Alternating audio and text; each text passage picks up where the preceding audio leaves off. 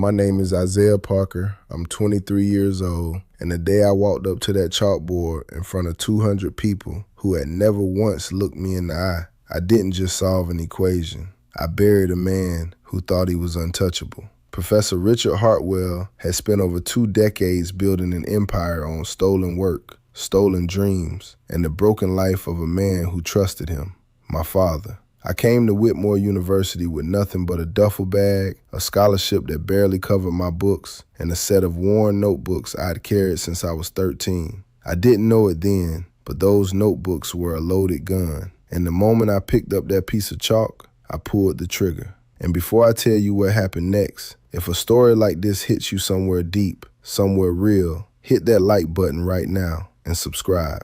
I'm just a regular person trying to keep my family's story alive. And every subscriber truly helps put food on our table. Tell me in the comments where you're watching from. I read every single one. Now stay with me, because what I'm about to tell you changed everything I thought I knew about my father, about justice, and about the man who smiled while he destroyed us. Before I go any further, if a story like this touches your heart, if you believe that truth always finds its way to the surface, please take a second to like this video and subscribe. It costs you nothing, but it means the world to a family like mine. It helps us keep telling these stories and put food on the table. Drop a comment and tell me where you're from. I love knowing who's out there listening. And now, lean in close, because what I'm about to share is the kind of thing most people carry to their graves. 24 years before I ever set foot in that lecture hall, something was stolen from my father that destroyed him from the inside out. And the man who took it, the same man who called me trash in front of 200 people, never once thought I'd find out. He was wrong. Whitmore University smells like old money and fresh paint. The kind of place where the hallways echo with footsteps that have somewhere important to be. Tall windows, dark wood, portraits of men in suits who all share the same expression, like the world owed them something and they collected early. I used to walk through those corridors and feel the cold coming off the stone walls, even in September. The campus sat on the north side of the city, 45 minutes by train from the south side of Chicago where I grew up, where the sidewalks were cracked and the streetlights flickered every winter without anyone fixing them. 2 different worlds separated by 45 minutes and a lifetime of distance. Every morning I crossed that distance, I felt it in my chest like a weight that never quite lifted. My routine was simple and brutal. I woke up at 4:30 in the morning to make it to my shift at the warehouse on Kedzie Avenue by 5, stacking crates, sorting packages, moving boxes that smelled like rubber and machine oil until 9:15. Then I'd change in the bathroom, splash cold water on my face, and board the train with my backpack and my notebooks. I'd sit by the window, review formulas with my eyes half open, and eat whatever my mother had packed, usually a folded piece of bread with peanut butter wrapped in aluminum foil. I never complained. Not once, because my grandmother's voice lived in my head like a compass. Keep moving, baby. Still water drowns just as fast as rough water. I believed her. I had to. But there was something I carried that no textbook could explain and no job could fix. My father, James Parker, died when I was 6 years old. I have almost no memories of him. Just the smell of chalk dust on his fingers when he held my hand, and the sound of his laugh, which was low and warm like a radio left on in another room. My mother never talked about how he died. She'd go quiet, press her lips together, and change the subject. For years I thought it was grief. Simple, heavy grief. I didn't know it was guilt, her guilt, for not having done something sooner. I found his notebooks when I was 13, hidden in a box in the attic under old winter coats. That was the first time I understood that my father hadn't just been a man. He had been a genius, and someone had erased him on purpose. It happened on a Tuesday in October. The lecture hall was full, every seat taken, laptops open, the kind of room that hums with privilege. Professor Hartwell walked in wearing his usual gray blazer, silver cufflinks catching the light like small mirrors. He was the kind of man who filled a room without raising his voice. He set his briefcase down slowly, deliberately, and then turned to face us with a smile that never quite reached his eyes. He said he had a special exercise for the class that morning, something to separate, and I remember his exact word, authentic mathematical minds from those who simply memorized their way through. Then his eyes found me in the back row. They stayed there 1 second too long, and I felt it. The specific code of being chosen not as a student, but as an example. He called my name. The room shifted. I stood up slowly, the way my grandmother taught me. Back straight, no rushing, never let them see your hands shake. I walked to the front, and he handed me a piece of chalk like he was handing me a sentence. On the board, he wrote a multivariable differential equation, complex, layered, the kind that graduate students struggle with. Then he turned to the class and said, loud enough for every single person to hear, "Let's see if the boy from the ghetto can keep up with real mathematics." A few people laughed, nervous laughs, the kind people make when they know something is wrong but don't want to be the one to say it. I looked at the equation. My hand stopped shaking because I had seen that equation before. I had seen it in my father's handwriting in 1994. I solved it in 94 seconds. I didn't use the standard method from the textbook. I used a geometric approach. Clean, elegant, 4 steps instead of 11.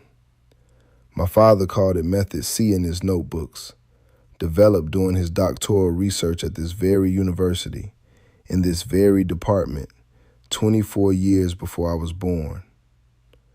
When I set the chalk down and turned around, Hartwell's face had gone the color of old paper.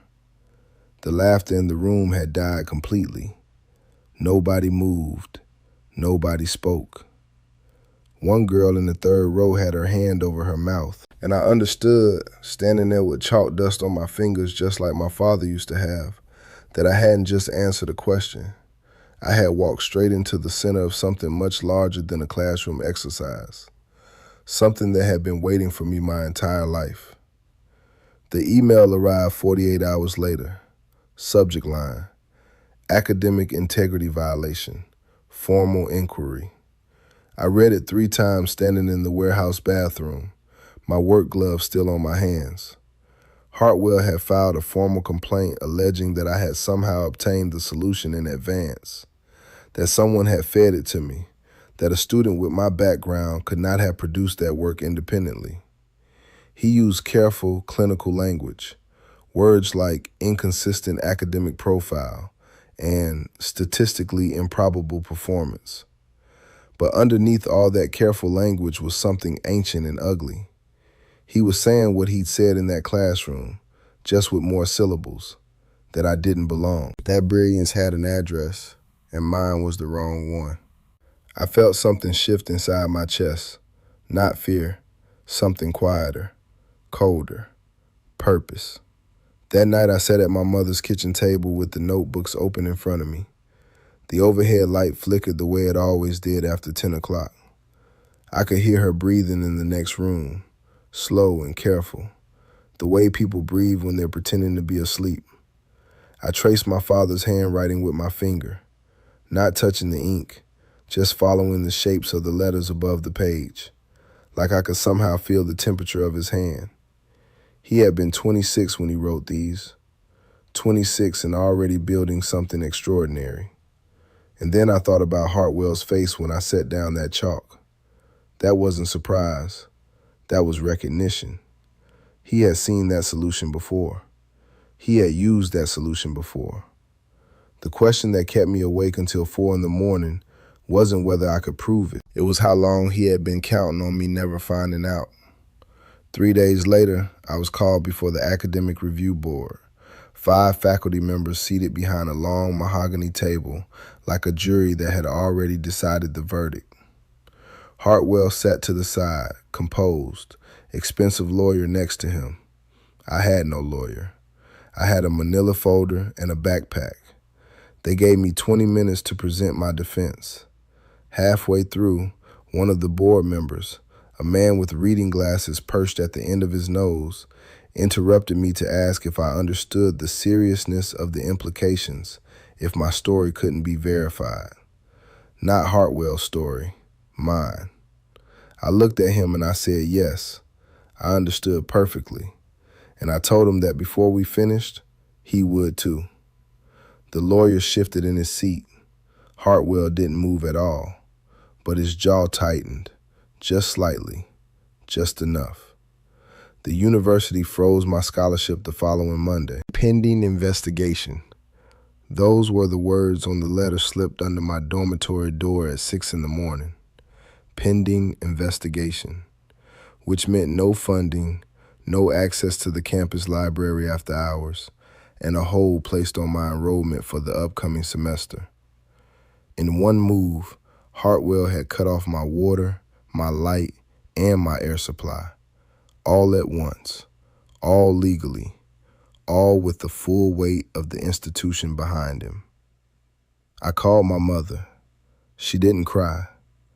That frightened me more than anything else. She just said very quietly, "Come home this weekend, Isaiah. There's something I should have given you a long time ago." I stood in that hallway with the letter in my hand and the flickering ceiling light above me, and I felt, for the first time, like I understood exactly how my father must have felt. Cornered, but not finished. Saturday morning, I sat across from my mother at the same kitchen table where I had spent every important moment of my life. She placed a small cardboard box between us, sealed with tape that had yellowed and dried until it was nearly transparent with age. Her hand stayed on top of it for a long moment, like she was saying goodbye to something. Then she looked at me and said, "Your father made me promise to keep this until you were ready. I think I waited too long." Inside the box was a sealed envelope, a USB drive, a folded university letter dated November 1999, and a photograph of my father standing in front of a chalkboard, young, smiling, alive, surrounded by equations I recognized immediately. The same equations, the same handwriting, the same method, taken at Whitmore University in a lecture hall I walked through every single day without knowing he had ever stood there before me. The USB drive contained everything: 73 files, research drafts, correspondence, time-stamped documents, and a 20-minute audio recording of my father's voice that I had never heard before in my life. I sat in my mother's kitchen with my old earbuds in and listened to him speak for the first time since I was 6 years old. He was calm, methodical. He was documenting everything: dates, meetings, specific conversations, because he already knew what was coming. He said Hartwell had approached him in the spring of 1998, expressed interest in collaborating, gained his trust over 8 months, and then systematically filed the core elements of Method C under his own name before my father could complete his doctoral submission. When my father confronted him, Hartwell didn't deny it. He simply smiled and said, "Prove it." Then the university machinery started moving, and it moved against my father, not against him. The folded letter inside the box was my father's expulsion notice, signed by Richard Hartwell in his capacity as department chair. The stated reason was fabricated research misconduct. The real reason was recorded in my father's own voice on that USB drive, documented in his own handwriting across 73 files, and confirmed by a name written on the back of the photograph in my mother's handwriting: Dr. Caroline Moore, Professor of Applied Mathematics, currently tenured at Whitmore University. A woman who had been present when the theft happened. A woman who had spent 24 years teaching in the same building where the crime occurred, carrying the weight of what she had witnessed and never reported. My father hadn't been destroyed by a system too large to fight. He had been destroyed by one man, one decision, and one silence. And that silence had a name, an office number, and a phone extension I found in 30 seconds on the university website. I sat with that phone number written on a piece of paper in front of me for 2 full days before I made the call, because I understood what my options were, and none of them were clean. Option 1, I go public immediately, take the notebooks, the USB drive, the letter, and walk straight to a journalist, fast, loud, explosive. But without Dr. Moore's testimony, it was a grieving son's word against a decorated professor's career. They would bury me in paperwork and legal fees before the story ever ran. Option 2, I approached Dr. Moore privately first. Give her the chance to do what she should have done 24 years ago. Slower, quieter, more dangerous. Because if she panicked and went to Hartwell before I was ready, everything would disappear. The investigation, the evidence, and possibly me along with it. I prayed that night for the first time in years, not for courage, for clarity. Because the wrong choice didn't just affect my future, it determined whether my father's name was ever restored. I called Dr. Moore on a Wednesday morning, early, before her first lecture. She picked up on the second ring. I told her my name. There was a silence so long I thought the line had dropped. Then she said, barely above a whisper, James Parker's son. Not a question. She already knew. She had been waiting for this call, maybe not consciously, but in the way people wait for the consequence of a decision they made a long time ago and never fully escaped. We met that afternoon in her office, small, warm, books stacked on every surface. She cried before I even finished speaking, and I understood something then about what guilt does to a person over 2 decades. It doesn't disappear. It moves in, rearranges the furniture, and lives there quietly, aging alongside you. She said yes before I asked. She had been saying yes in her heart for 24 years. She just needed someone to finally open the door. The hearing was held on a Thursday in December in a conference room on the 4th floor of the administration building. Gray carpet, fluorescent lights, the kind of room designed to feel neutral, but somehow always feels like a verdict has already been written on the walls. Hartwell arrived with 2 lawyers and a leather portfolio. I arrived with Dr. Moore, my father's notebook sealed in a clear evidence bag, a printed transcript of the audio recording, and 73 time-stamped documents organized in chronological order. When Hartwell saw Dr. Moore walk in beside me, something moved across his face, fast, like a shadow crossing a wall. He recovered quickly. Men like him always do, but I had seen it.